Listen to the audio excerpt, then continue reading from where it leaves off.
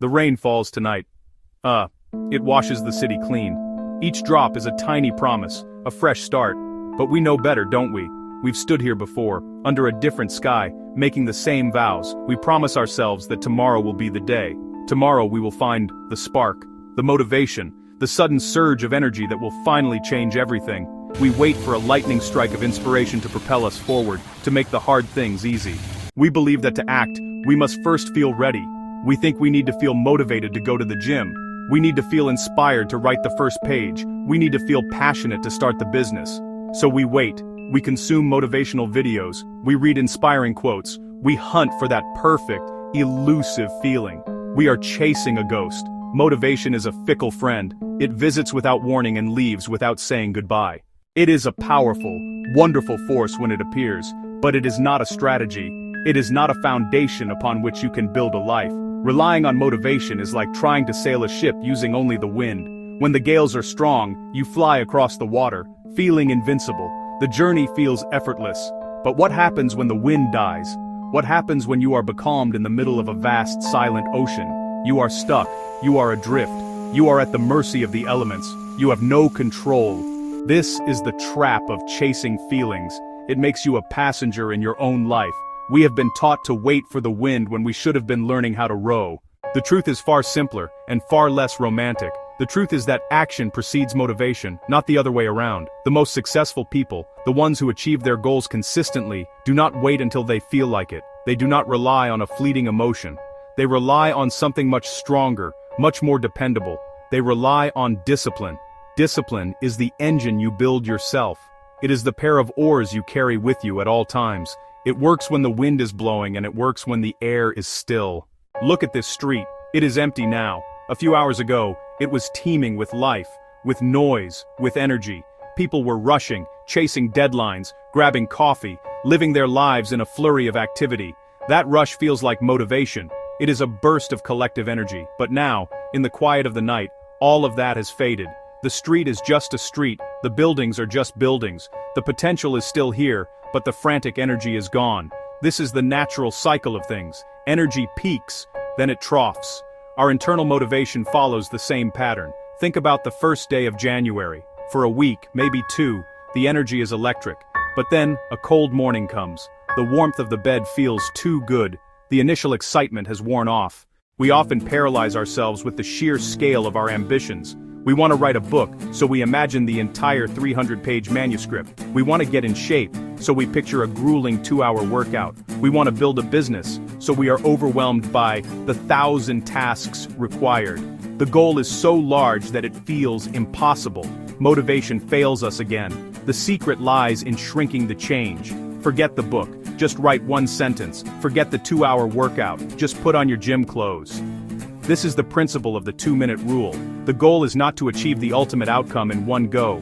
The goal is to master the art of showing up, to become the type of person who starts. The momentum will come later. First, you must simply begin in the smallest way imaginable. Each tiny act is a vote for who you want to become. This is the beautiful deception of discipline. It tricks you into starting. The first domino is so small, it is effortless to tip over, but it still initiates a chain reaction. I'll just put on my shoes. 5 minutes later, you are out the door. I'll just write one paragraph. An hour later, you have written a page. The resistance is highest before you begin. Discipline is the tool that overcomes the initial friction. It is not about the grand, heroic gesture. It is about the humble, repeatable start. It is the promise you make to yourself to simply take the first smallest step. My ritual begins before the sun rises. The alarm goes off at 5 a.m. I do not hit snooze. That is the first rule. I get up immediately. I make my bed. I start the coffee. While it brews, I drink a glass of water. I do not check my phone. A ritual is a system that automates your behavior and removes the need for decision-making. When it is time to work, you do not ask, "Do I feel like working today?" You simply follow the ritual. The ritual is the trigger. It tells your brain, this is what we do now. The decision has already been made. This is not about being a machine. It is about saving your precious mental energy for the work that matters. By turning essentials into rituals, you automate the process. You just do it. It is what you do at this time, in this place. The ritual of showing up is the essence of discipline. It separates the amateur from the professional. It is the system that ensures you make progress, even on the days you feel nothing. Every action you take is a step in a direction. Guided only by motivation, our steps lead everywhere and nowhere. We expend energy, yet we stand in almost the same place. We are busy, but we are not making progress. This is the high cost of inconsistency. Each skip breaks the chain, weakens identity, and makes the next miss easier. One missed day is an accident. 2 missed days is the beginning of a new habit. Lay one brick, every day. Inspired or bored, tired or energetic.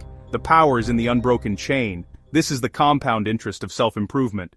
There is a simple and powerful strategy for building discipline. It is often called the "don't break the chain" method. Get a large calendar. Each day you complete your habit. Writing, 20 push-ups, 5 minutes of meditation. You mark an X. After a few days, you have a chain. A visual record of consistency. Do not break it. The first links are fragile. Missing a day seems small until the chain grows and gains gravity. A week, a month, 3 months. The thought of a blank square becomes more painful than doing the work. Life happens. If you miss, never miss twice. Start a new chain the very next day. The goal is consistency, not perfection.